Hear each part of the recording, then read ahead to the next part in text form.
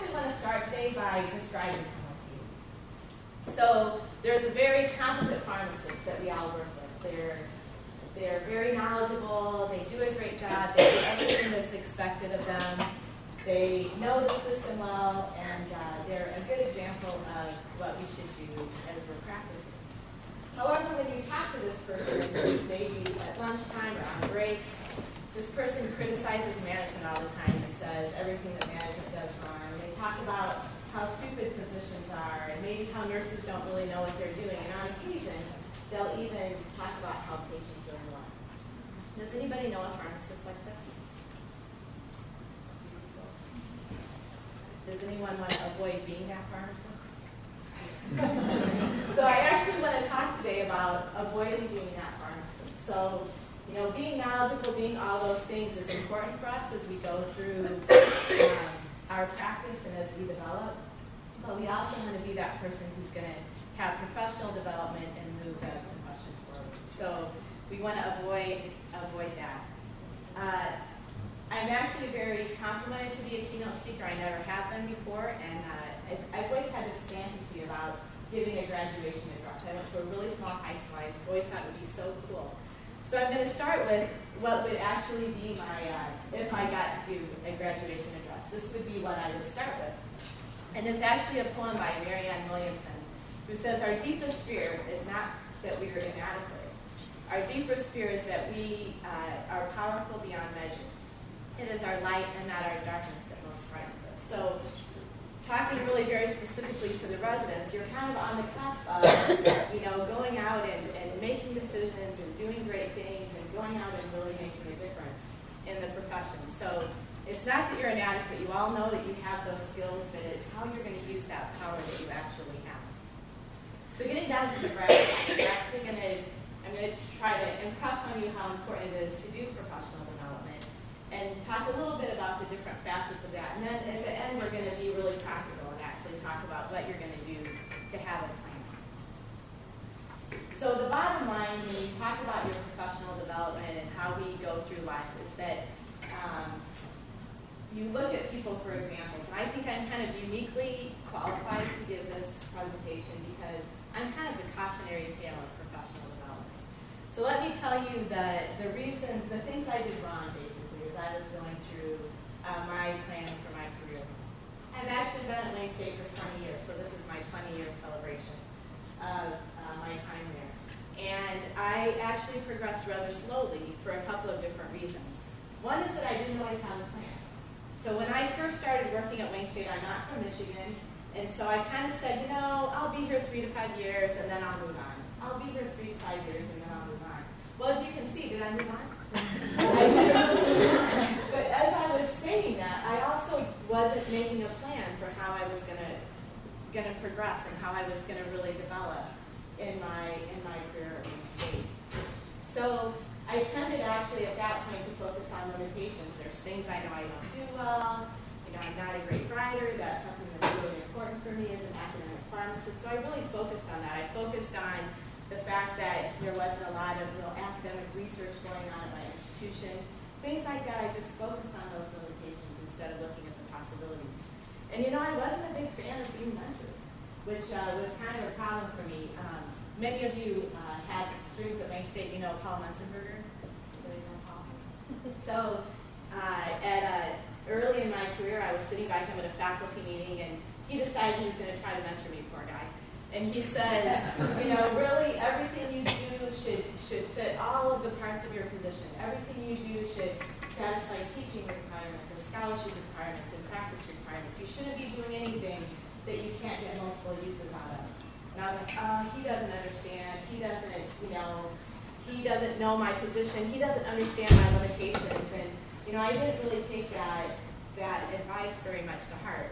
Looking back, I wish that I had, because I think it would have benefited me in many ways. I started to take it to heart, you know, maybe 13 years later. But by then, I felt like I had really lost a lot of traction. So I was kind of slow to progress. I did have opportunities then, probably 8 or 10 years ago. There was kind of a shift in what we were focusing on in healthcare, and some opportunities came up related to transitions of care and changing my my practice that I was currently in, from an ICU practice to, a practice that concentrated on more of the patients, more getting med histories and things like that. And, I embraced that. I feel like that's really what kind of helped me move forward at that point in time. So kind of the point to my tale is that wherever you go, there you are. So if you don't have a plan, if you don't think about where you're going, you might end up somewhere where you're uncomfortable with. So this picture, that's actually me. And my husband at this point in our hike that day decided that the better thing to do was to take a picture as opposed to trying to help me figure out how to take my next step. So what you can't really tell in that picture is that there's actually I'm holding on to a chain. So like it was a trail with a chain that you could actually hold on to as you were going up. But there were a few points that day when I was kind of wondering how I got there and how I was going to get out. And I think without a plan, we can feel a little bit like that with our careers. So remember, wherever you go, there you are.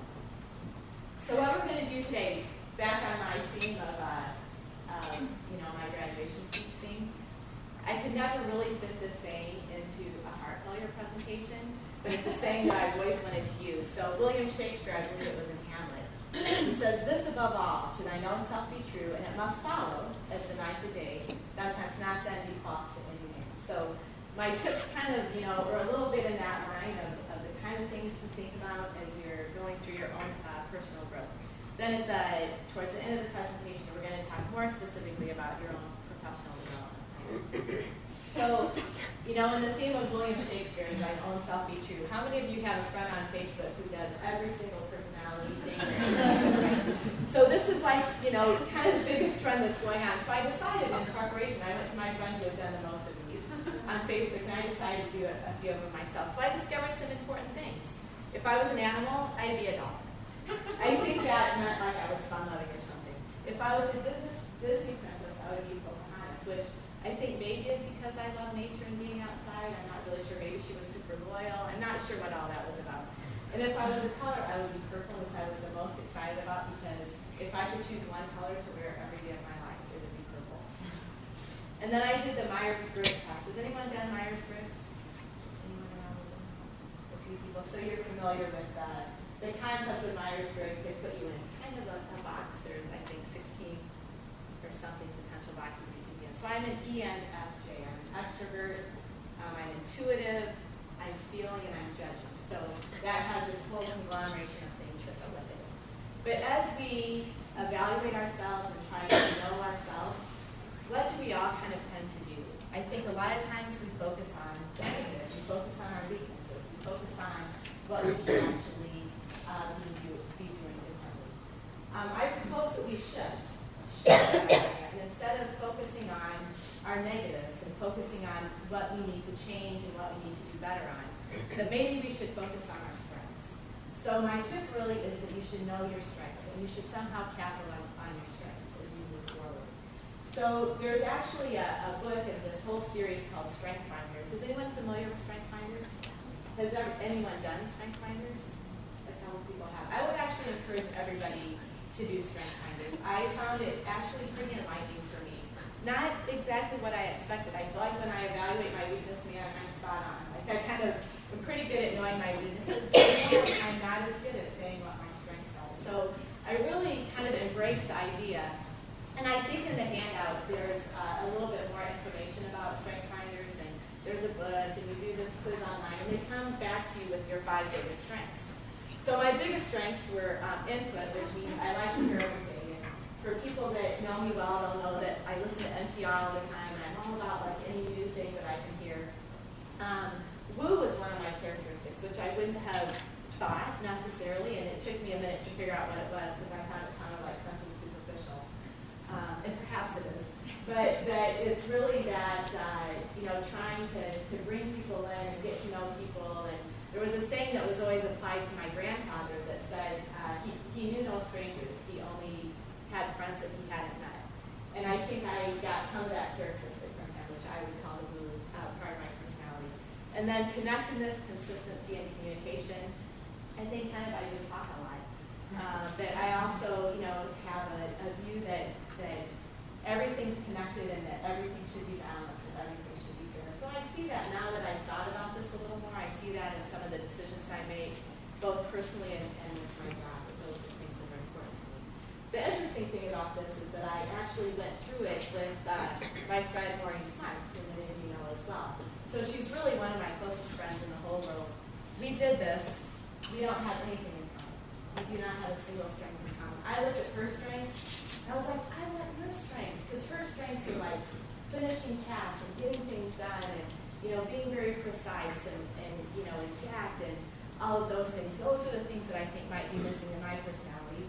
By the same token, she looked at my traits and she said that I wish I was more like you. So we kind of blew away the whole idea of strength finders right from the beginning. So instead of looking at our strengths and figuring out how to use them, we were jealous of each other's. But really what we need to figure out how to do is focus your energy on building on things that are your strengths. Don't try to make yourself be, the square peg in the round hole. But try to figure out how you can take that. And getting back to my own cautionary tale, the position that I most recently took at the university as the Director of Professional Academic Development really is using some of the strengths that I have that I actually never embraced. But thinking, okay, I want to work with people, I want to connect people to each other, I want to identify people that can work together. So those are the ways that I've tried to use this idea as I moved in my professional development. So my next tip is defining your core values. So you have to know what you stand for. I'm a big country music fan, so there's a song that says, if you don't stand for something, you'll fall for anything. So that's kind of where the core value idea comes in. Again, you can go on the internet, and there's all kinds of lists of values that you can go through and say, okay, what are the things that I think are the most important? The reason I think defining your core values is key is that's how you're going to make those tough decisions. So when I think about the tough decisions I make in academics, a lot of them are related to maybe student expectations. When there's an issue, maybe with student progression through one of my courses, I go back to my core values and I say, my core values are, or kind of a statement I would make for my core values are that this person could take care of me or someone I love, or this person could be one of my coworkers. So when I use that as a core value and say, how am I going to make sure that what I'm teaching and what I'm trying to get across teaches this person to have the skills I want them to have if they take care of myself or my husband or my parents, then that really helps me clarify some of those decisions that I make. So have those core values so that you know what you're using to make your decisions, so that you don't kind of fall for anything. So set goals, have a plan. I've been alluding to this kind of all the way along. So you've got to have those goals. You've got to have the plan. And every single self-help book that you look at, it says this, right? We all know it. We all know that we have to set goals and have a plan. But it's something that you have to take more seriously. Again, when I look back at my first several years of my career when, my goal or plan was, well, I'm going to be here 3 to 5 years. That's not really a goal or a plan. That's not a way of getting yourself to the next step. So, think about that as you move into whatever, position you're going to be in, whatever career point you're going to be in. And think of those plans as both short-term and long-term. So really write it down. Have somewhere where you write down what your goal is, what your plan is, what you want to see yourself doing in 6 months, what you want to see yourself doing in 5 years. So develop a mentoring relationship. So as I alluded to, that was something that I maybe wasn't as good at when I actually started my career. So how many of you are in residencies that have mentoring programs in them?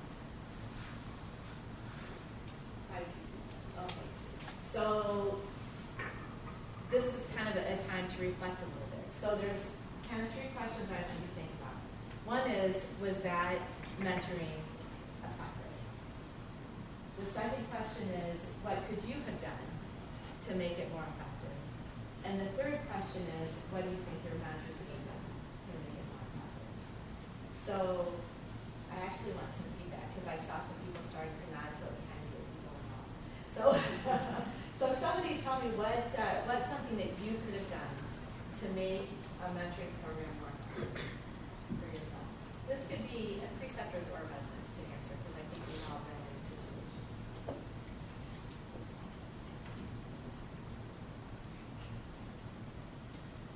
So we've had discussion about setting goals, and I know people feel uncomfortable lots of times setting them, and discussing them.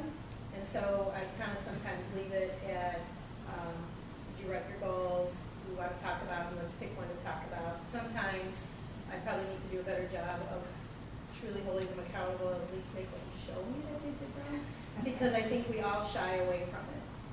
Like you said, it's just sometimes hard to write it down, and you have something you say like 3 to 5 year plan, but it's not a goal or an objective. So from a mentoring perspective, to say that could be a more effective relationship if it was more concrete, maybe, that you wanted to see more concrete levels. Anybody else? Maybe I'm involved in a mentoring program outside of work, and I'm the mentor. I thought I knew what the program was about, and so I made my assumptions that I would mentor based on what the program was about, not in what the individual wanted to get out of it. So I think I should have up front sat down and had the conversation of, this is what the program is about, but what are your intentions? And I think I could have been a better mentor to that person. Okay. So then a key part of the mentoring relationship would be making sure you're on the same page about the expectations of the mentor and the mentee both. Any other facts that would make it the most effective? Making sure their goals are achievable, and if it's like kind of a big goal, making sure that they have the steps to kind of get to that goal would be, I think, one big thing as well. So from a resident perspective, are you saying to have the mentor help the mentee figure out if the goals are achievable? Exactly. So not just like, okay, these are your goals, but how are you going to then achieve those goals? Because sometimes the goals they may bring forward may be something that without steps, they wouldn't get to that point. So making sure that they kind of see the steps as to how to get there if it is more of a broad goal set. So the same kind of theme of defining the role of the mentor is actually being a more active role, right? Being more active in what the plan is. Maybe not just that you're just sitting there listening and making sure that there's some level of accountability, but also helping define some of the goals and those kind of things. Any other thoughts? So actually this, Michelle will probably laugh. You know, Yoda goes back to my saying, do you still do Yoda? Yeah, we still have a video.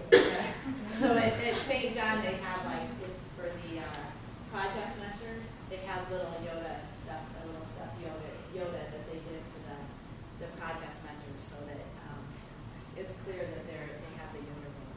I don't know if I have to start talking like Yoda or not. So. But so some of the things we've talked about are here. If you look pretty much at anything about mentoring, you get all of these different criteria for mentors, what mentors should do, those kind of things. I think many of you are probably familiar with the Scrubs, quote, mentor-mentee relationship that's healthy, not healthy, perhaps not a healthy relationship. But what you look for in a mentor is actually somebody who's a good listener. So really that listening is one of the key components. You want to trust that person. You're going to be sharing things with them like, I shared with you. You want to be able to share what you think your limitations and weaknesses are without feeling like you're being judged. So you need to really have that level of trust. You're going to give advice without dictating action, which kind of goes back to what you said of, okay, that goal might be a little bit bigger than what you can do, or these are the steps you need to take to get back to that goal. The open and honest kind of goes along with the trust. And also you want them to make you independent, but also to provide you that support. So that's kind of a fine balance. You don't want them to be all positive. That's probably one of the weaknesses a lot of us have, that we're uncomfortable saying, you need to make these changes, you need to do this differently. But to be a good mentor, you have to have that. And when you're looking for a mentor, you actually want to look for somebody who, again, is going to be honest, who's going to tell you the things you need to change or do differently. Somebody who's a good role model, if you're going to be kind of following their example. And they have to have the time and the willingness to reach out and share and spend time. So then we need to capitalize on opportunities. So I kind of alluded to the fact that maybe that was part of my problem, that I didn't do that early in my career. I feel like I've done a little bit better of doing that as my career goes on. But why do we sometimes not embrace opportunities when they come along? If your manager comes to you, or your preceptor, or your residency coordinator comes to you and says, you know, we have this committee and they're really looking for a pharmacist to get involved in, you know, starting this insulin protocol. Why don't we embrace those opportunities? Fear of the time commitment. Fear of time, right? So opportunities actually can look like a lot of work, right? So that's actually, I think, the biggest limitation that we all have to embracing those opportunities. So what can we do to embrace the opportunity and not become overwhelmed by what that means? Any ideas when that, you know, opportunity comes along and you don't want to take it because you're scared? What do you do about that?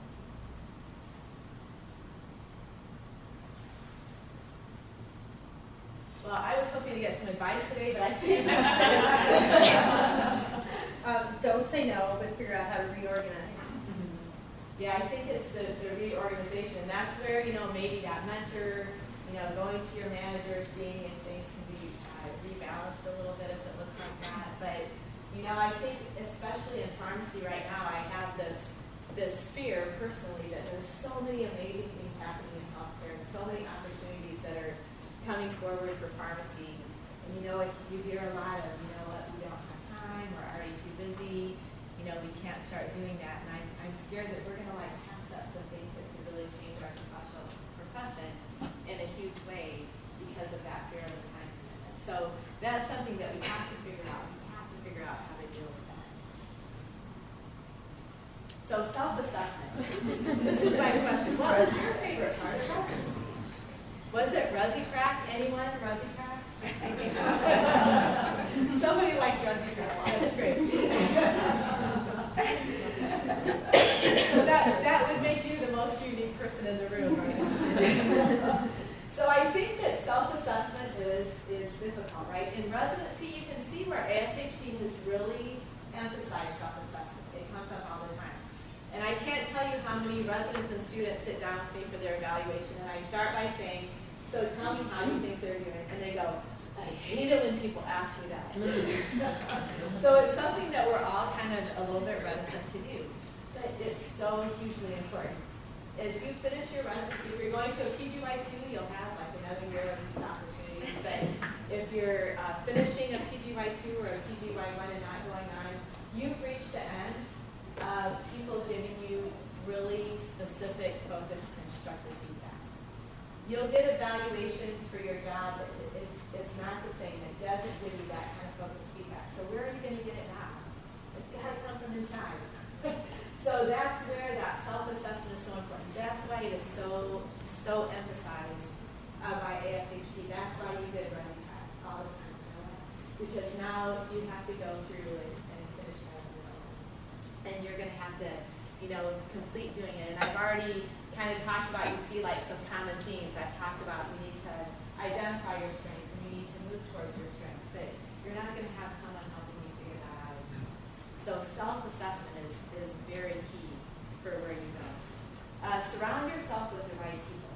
So this kind of goes back to that person that I described to you at the beginning of the presentation. That person who's a good pharmacist, you really see them as a role model in many ways, but when you sit down and talk in the lunchroom, you get a lot of negativity about management and about any new thing that you're asked to do.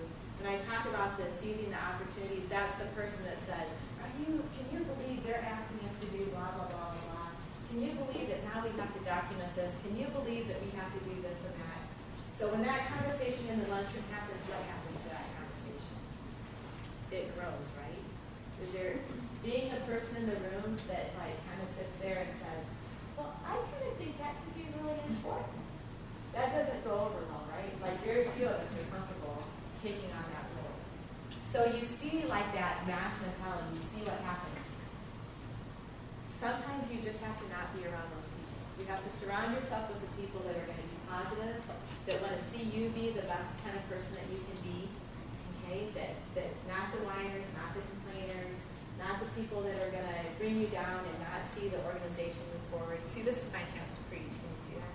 When I went by South Church, I'm like, I want to do some preaching today. I get up there. But this is my preaching. This is really, I think, very key. Something maybe we don't talk about a lot, but to me, those lunchroom conversations can be very harmful in so many ways. You see that negativity starting, then you're like scared to be positive because you know everybody else is negative, right? So be that positive person. Don't get surrounded by the pack. And then there's just do it. So this kind of takes all that together. So we need to capitalize on opportunities. We talked about the fact that we don't capitalize on opportunities because we think we don't have time and because we're scared to work it out. But this is where maybe working with your mentor, working with your managers, and just doing it, just taking advantage of those opportunities becomes very important. So I say just do it. I've heard that just do it maybe is like what I would have said in the 80s and 90s, and maybe now what I need to say is make it happen. Is that right? I've heard that the nomenclature may be changing. And then this is kind of the fun part. So, all work and no play makes Jack a dull boy, right? So you've got to have your life. You've got to have life outside of work. You have to have your interests outside of work. You have to have that stuff that you love to do. And you have to embrace it. You have to do it. And you have to make time for it. So my story with that is I got married about 8 years ago. My husband's a teacher. And he believes that you should take at least 3 weeks of vacation every year. And this is kind of like one of those non-negotiable clauses in our marriage. And so, we have to take that 3 weeks. So this year we're going to Greece for 3 weeks, if I'm very excited. We've done some great vacations, but I'll tell people, yeah, I'm going to Greece for 3 weeks. And what inevitably do I hear? Oh man, I wish I could do that. And this is all from my coworkers, right? So there's an implication there that kind of hurts a little bit, because what they're saying is, maybe I'm busier, more important than you because you can do it, but I can't actually do that. But you know what? Everybody can do it. And it's about planning. Going back to planning, because if that's going to be one of your values, something that's important to your life, then you just do that as well. So I'm pretty, adamant about that. And I'm really trying to get past the point of feeling like when people say to me, I wish I could do that, but I don't have any guilt and I don't feel inferior to other people. And I say, this is my value and this is what I do. So you can tell that my get a life actually has a lot to do with being outside.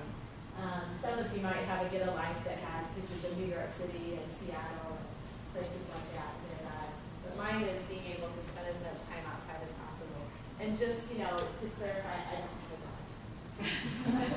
But if I had a dog, I would take my dog. So you've actually heard some conflicting things today, because I said that you have to have a plan, and then I said that you should capitalize on opportunities. So did you all know the concept of cognitive dissonance? So there's a little bit of cognitive dissonance there. Like, how do you, if I really have a plan and I'm following that plan and somebody comes along and says, wait, I want a pharmacist in my outpatient pharmacy, isn't that not following my plan, right? So you have to be flexible. So this is like my link between those two, because there's times when something will come, an opportunity, or maybe something that's not an opportunity, maybe a family issue, or you need to move for some other reason, and at that point you have to be flexible. So after everything that I've said, I tell you to be like and be a little bit flexible. And I want you to embrace failure. So I want you all to recite along with me. Okay, ready?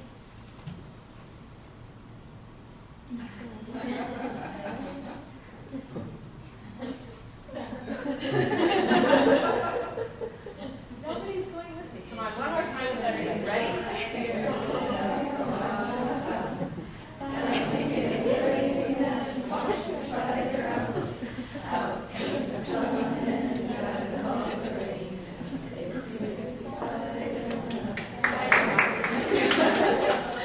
Chris wasn't singing.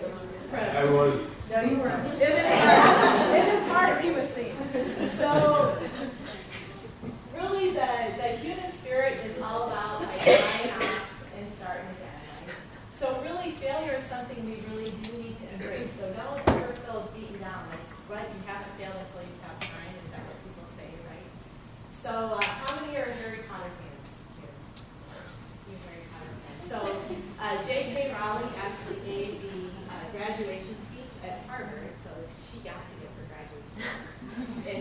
2008, and you can find that speech on YouTube.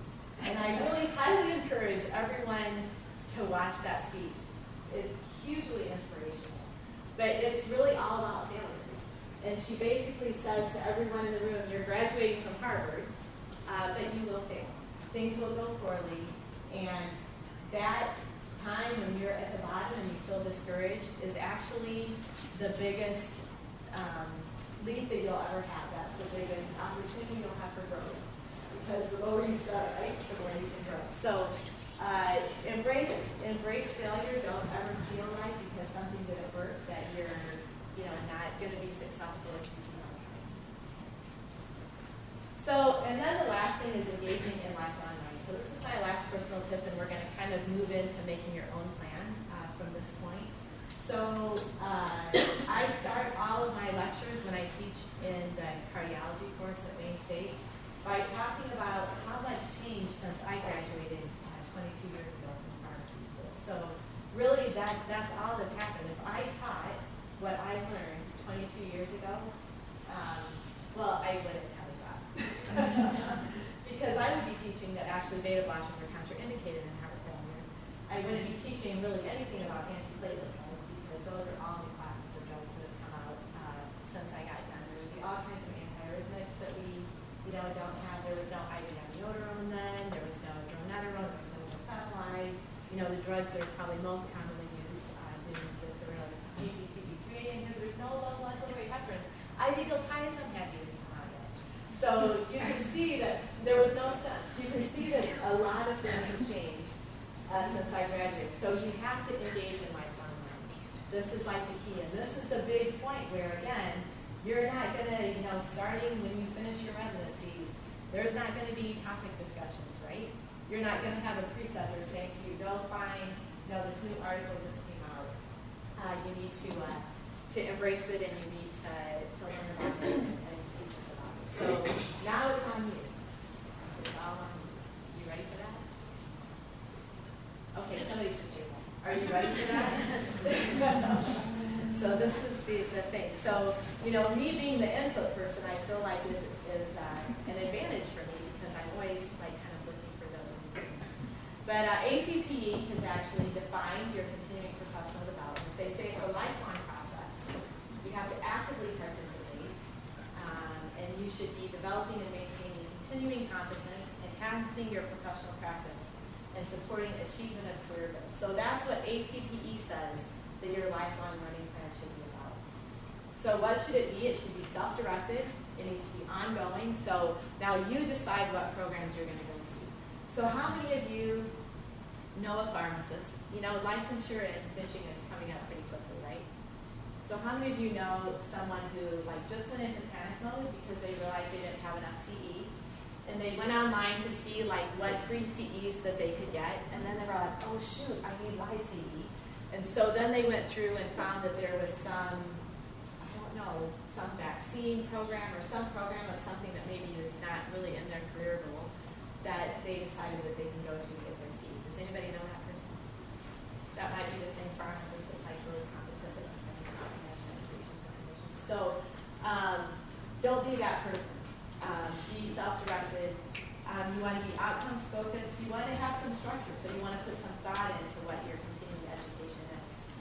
And you want it to be applicable to pharmacy. So I want you all to think about a memorable learning experience you had. This is when you all have to start participating. And think about a couple things. Why was it valuable? And then think of 3 things that you learned. So I kind of like this thing with the ACPE that they're doing now on the evaluations. How you have to say something you learn is something that you're going to apply to practice. That's kind of like a little bit the beginning of self-reflection of, okay, what did I get out of this? What can I apply? So I like that they're doing that. And then name something that you did as a result of what you learned. So I'm actually going to give you 2.5 minutes to kind of think and maybe even jot something down so that you're getting something out of it.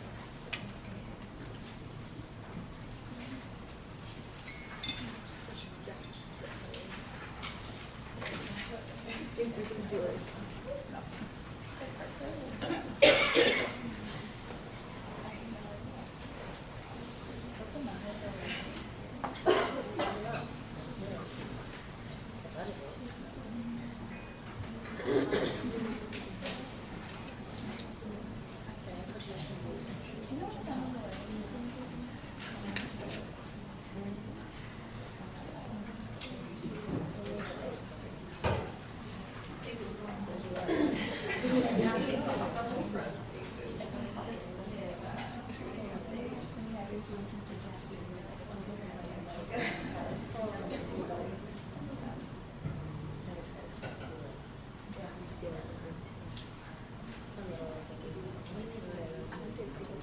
the most recent updates.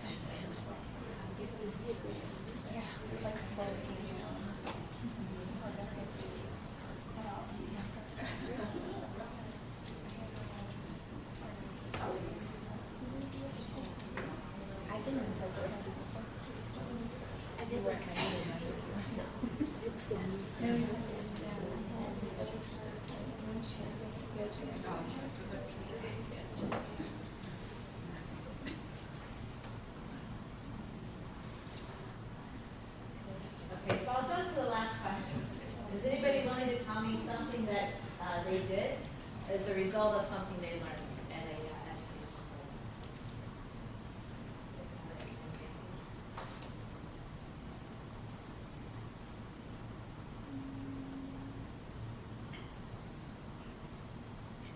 ACPD needs to take away all I can Thank you, Chris. give an example. So lately I've been taking some MPH classes because it's something that I'm interested in. I took this environmental health course. It's really interesting to talk about exposures in the environment, different things that can occur. So I learned a lot about this stuff. And then I'm like, well, I learned a lot about it in the classroom. We did a lot of hands-on activities. But one day I'm at work in my office and I smell this really odd smell. And I'm like, what is that? And so I found the exposure, which they were doing some construction next door, and they had redirected some of the ventilation, so it was coming directly to our office. And I figured out what it was. It was like a latex type spray. And then I made sure no one had latex allergies. So I took the stuff that I learned, like that semester, and I applied it. And you applied your pharmacy aspect of the latex. That's right.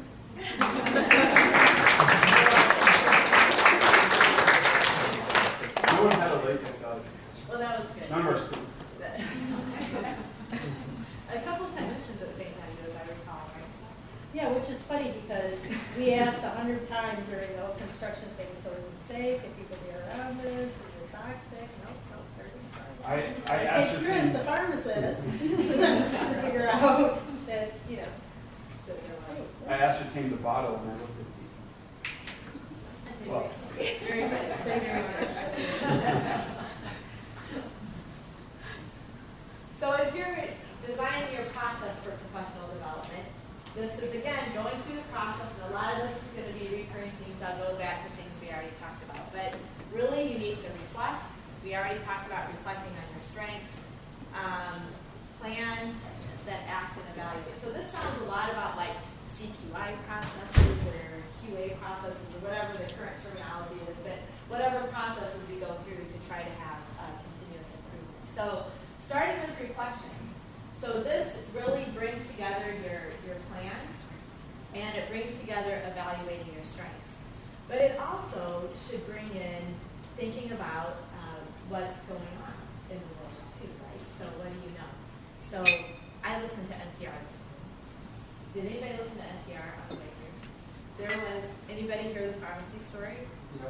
Anybody? Okay, so there was a story about pharmacy. Pretty exciting.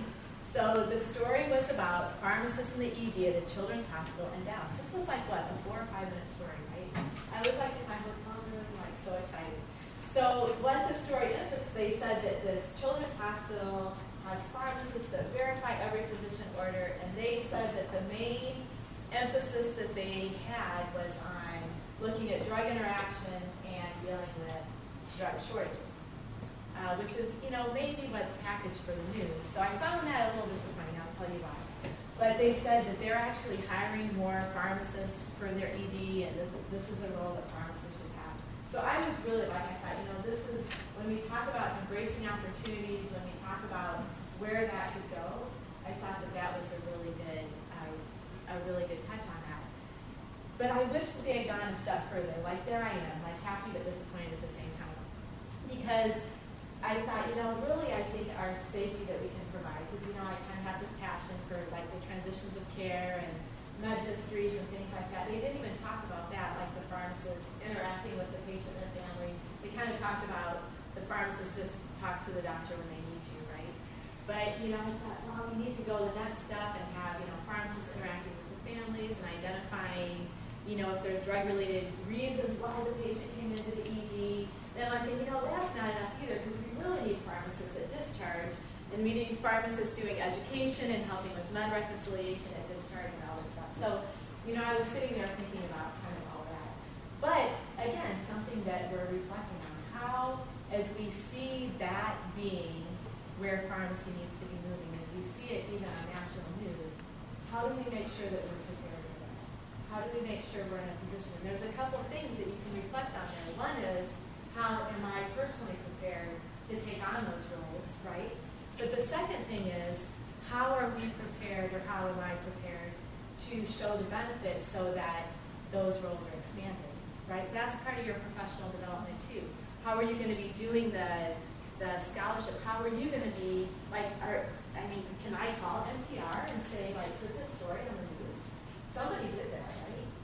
Maybe it was ASHP, maybe it was, one of the Texas Board of Pharmacy, but somebody did that. And you're going to hear a talk later today, actually, about advocacy. So, those are the kind of things that we would call advocacy. We're not just advocating with legislators, we're advocating with the public. So anyway, I got a little bit on a tangent with reflection. But your results when you reflect are really that you're identifying your learning needs, okay? So these are going to be based on current practice, based on growth, as I just mentioned. You want to focus on knowledge-based skills and desired changes. So we think of our professional development when we think about CE programming and things like that. We think about knowledge acquisition a lot. But we need to think more about skill acquisition. We need to think more about acquiring maybe problem-solving skills, maybe patient-physician interaction skills, maybe skills in documentation, skills in getting that information out to the public. Then you need to identify your learning preferences. What do you respond to the most? Maybe online CEs are the best for you. Maybe finding some very active CE programs are important for you. So look at what you get the most out of, what you take the most out of. When you reflect on, okay, this was a really good learning experience for me. I got something out of it that I actually used afterwards. Think about what that experience was and how you might look for more that are like that. So what are your learning needs? What knowledge base do you need to build? What skills do you want to attain? And then what are some, a couple learning needs that you have? So again, this is like your active learning. So I want you to think about what knowledge you need to build and what skills you need to build. So again, don't just focus on knowledge acquisition, but think about skills that you need. So, for the preceptors in the room, we all have room to grow. For residents that are either going into PGY2s or graduating and moving on, think about what your new positions are going to be and what skills and knowledge you need to have. So, this is kind of the painful part, right? You're not done. You're not done learning. And this is where you tie all those things together. You tie your self-assessment, you tie your planning, and you kind of reflect on all that and think about what you need to do.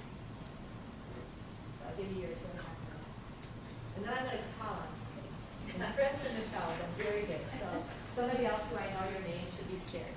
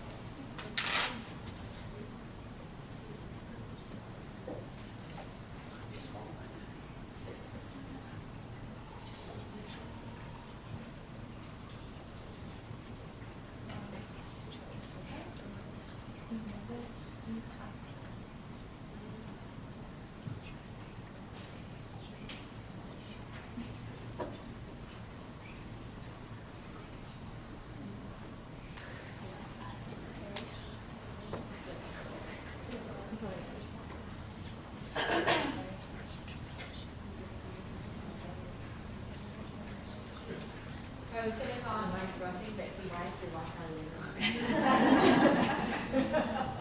I've had like my victim all picked up. When he comes back in, we should all call. If he comes back. So that's my target's not here. Does somebody want to share with me what skills you want to learn? What skills do you think if you were making a plan, what would you try to do?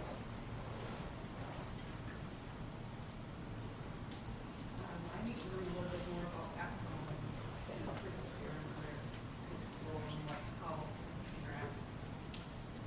So specifically about excellence. So the drug interaction issues and things like that. So that would we need to like set up a program. Maybe we'll call MPA, for a good excellence program. Anybody else have a skill they need? Al, skill or something? Mine is more general.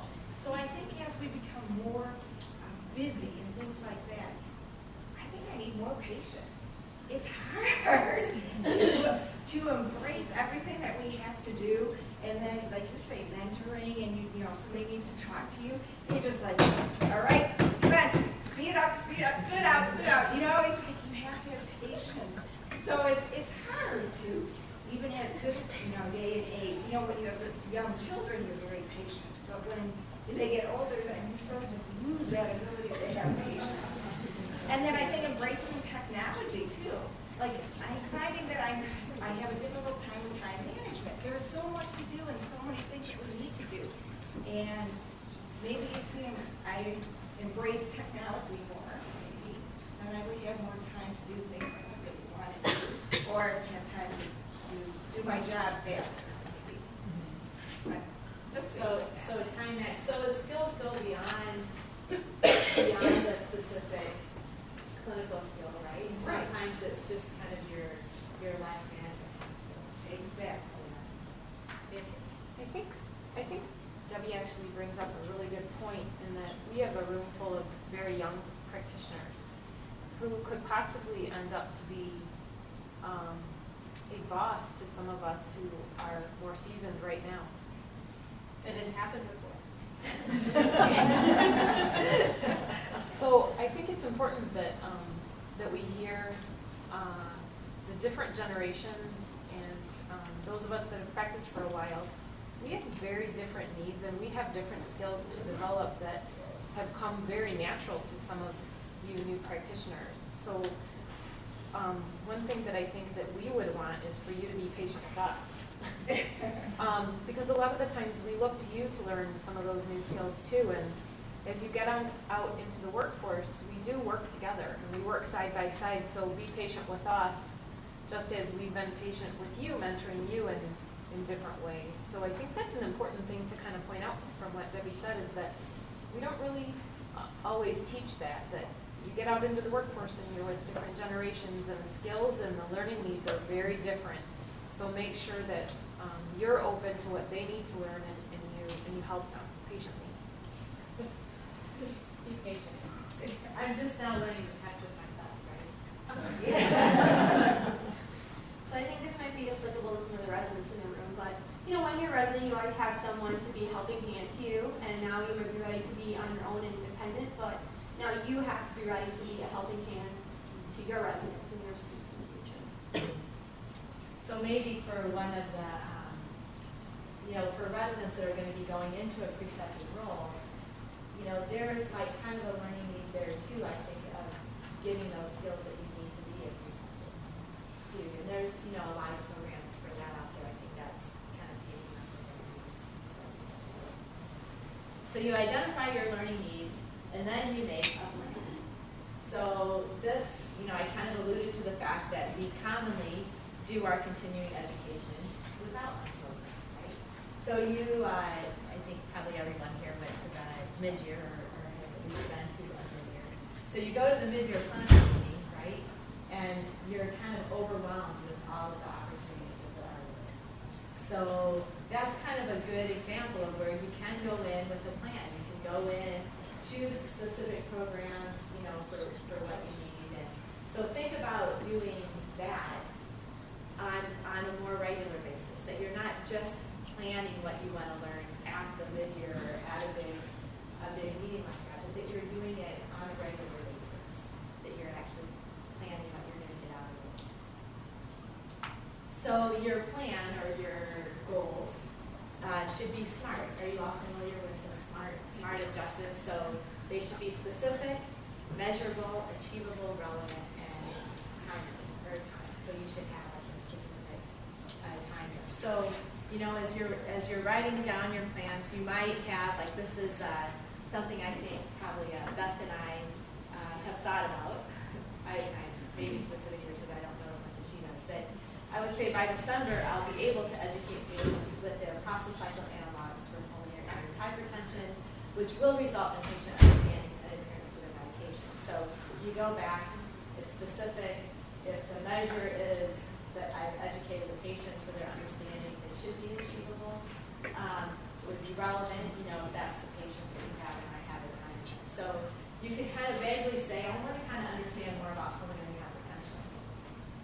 But if you have a more specific plan and more specific goals, you'll actually get more. So think about as you write your plan, doing that too as you go through. So now, guess what I have to do? I want you to write one SMART goal. Like this is specific. So this is something that you should be able to do. So with you identified your needs, you reflected, right? You identified your needs. So give me a SMART goal for your profession.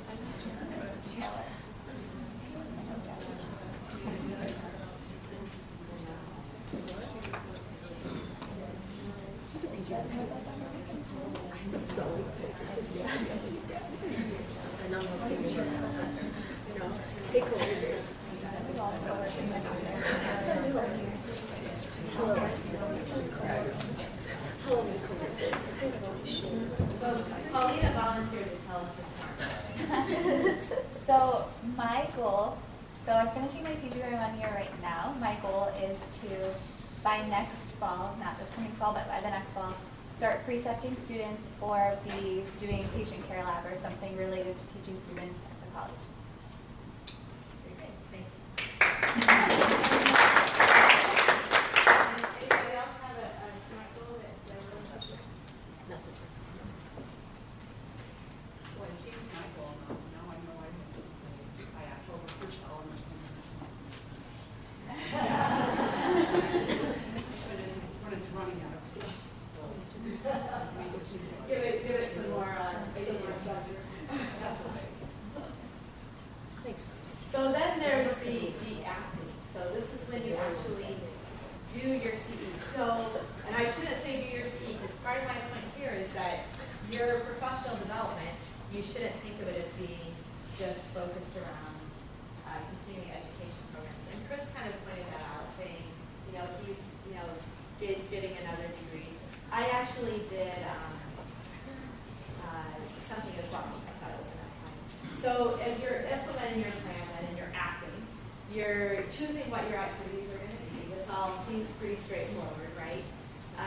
Use a variety of learning techniques. Don't just depend on continuing education to get those to you. So you can do the formal CEs, you can do live programs, study programs. There's certificate programs that you can do. You can actually do your development with colleagues. I've had people say, I want to spend a day with you at your heart failure clinic.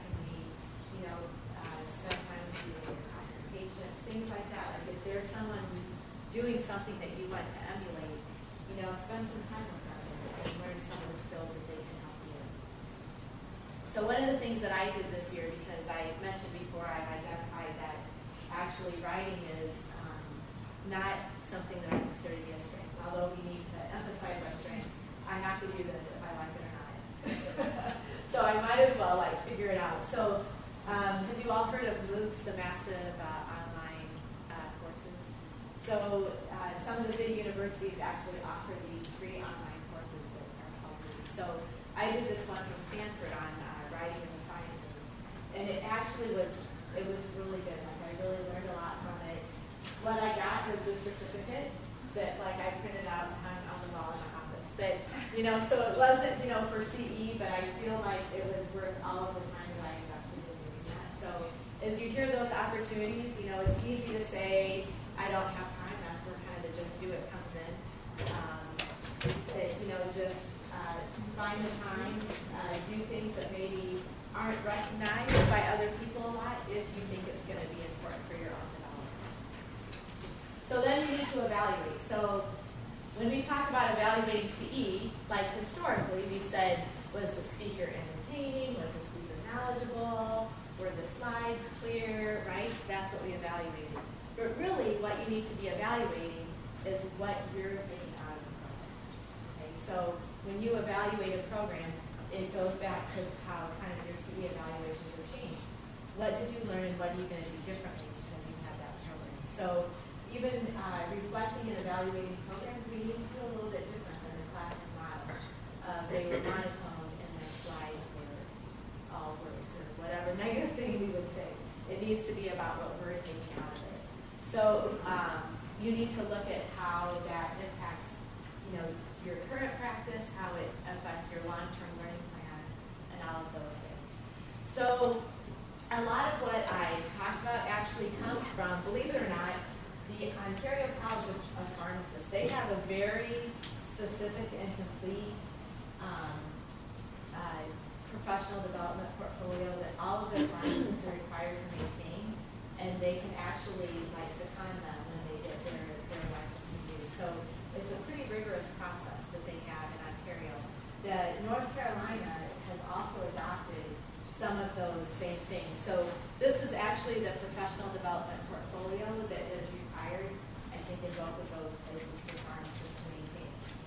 In Michigan, we're not at that point yet, but I would encourage you to think about doing it. If you put pharmacy professional development in Google or wherever, you'll actually come up with this relatively quickly. So it gives you a little bit of framework to do all of the things that we talked about today. You set your goals, you kind of have your SMART objectives, you have your resources that you used, and then kind of where you're going to go with them. So there's all that, and then I want to talk just a little bit about keeping up with the literature. So whenever I have a resident or student on rotation, their final evaluation that I do with them, one of my set questions is, what do you do? What are you going to do? What's your future plan for keeping up with the literature? Because new stuff is coming out all the time. As much as I love NPR, and it is part of my keeping up with the literature, that can't be the only thing that you do, right? So you have to have a way that you're going to do it. At this point in the residents' careers, make sure that you have something that you look at on a regular basis. So, I get the MedState contents, I get, New England Journal contents, I get the Journal Watch contents. I don't read every single one, right? We know that we don't have time for that. But something will spark me. Something will say, okay, I know something came out about that. If I need it, I can go back and look at it another time. When you hear something on the news, when you listen to something on NPR, you know that the potential of a physician or a patient coming and asking you a question about that is pretty high, right? So really what makes us different than the patients is that we're going to go to the scientific literature and we're going to understand the nuances of the question, and we're going to be able to say, no, that study doesn't mean that everyone in the U.S. should stop taking a statin, right? Because how many reports in the last 15 years have kind of had that conclusion for patients? And remember that, your patients are getting information from a lot of different things. That's why Dr. Haas is up here. So you also have to be, kind of aware of what is out there in the lay press, what patients are hearing, you know, what physicians might hear, so that you can respond to all of those. So, you know, keeping up with the literature, I kind of just couldn't end my talk without saying that one more time, how important it is to keep up with the literature. So make sure that you have a way, make sure that you have a method. This is where your own self-assessment comes in, because you're going to have to, you know, be aware of how well you're doing with that. So this picture is that's me again. This is like one of the top 10 happiest days of my entire life. And you can actually see, and I can't, let's see if I can do this. You can see the trail. So the trail goes, it comes down this way, and you can see it goes back that way, and then it goes around this pond, and then it goes up the mountain on the other side. So anyway, the key is the path isn't always straight.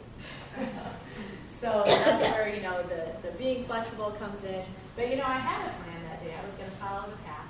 But that was one of the most beautiful hikes I ever did. It was in Jasper National Park in the Canadian Rockies. But, you know, the path forward, you have to keep moving forward, because, you know, wherever you go, there you are, right? So that's kind of my party thing. Wherever you go, there you are. So have a plan, have a mentor, be flexible, and embrace failure and all those other things. So does anybody have any questions? Any comments? Because I know actually everybody in the group could give this talk and has valuable things to add that I probably didn't. So what else should we? I would call him back again, but I have a question for that. What would you recommend if a new mentor started?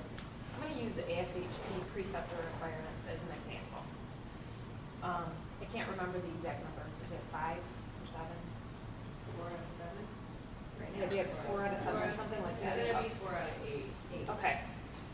So of those 8, or let's say of those 4, there are 3 things that you do well. But that 4th one, you're really having a hard time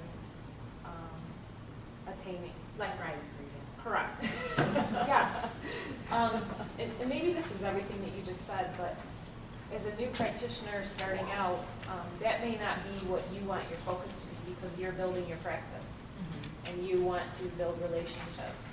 Do you have any kind of advice or pearls on how to, this is what you have to do for your job, but it really isn't what you like to do, and it's not your strength. So how do you even begin to move forward with something that you have such difficulty with when you're really starting a practice and so much of it is building relationships too? Yeah. You know, I would say I would relate that to kind of my issues with writing, and kind of, you know, probably some of the initial challenges I had with my own career, because when I would identify a limitation, I would tend to just kind of say, well, I'm not good at that.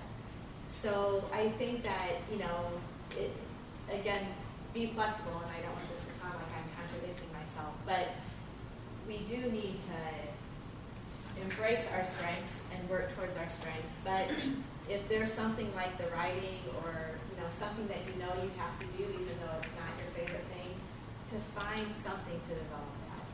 Which, you know, like I said, that course, like maybe too little too late, but, you know, 18 years into my career, or 19 when I did that, it was a little bit like life-changing for my career, I felt like. So maybe looking for those specific opportunities, or, you know, a day course, or something that's very focused on building some of those skills. I would say that, and it, you know, it sounds contradictory, but that's why I had done it. That was my out. Gumby was my out, so that I could kind of go back on anything that I said. So does that kind of answer? Any other questions or comments? Well, thank you for listening and for your participation.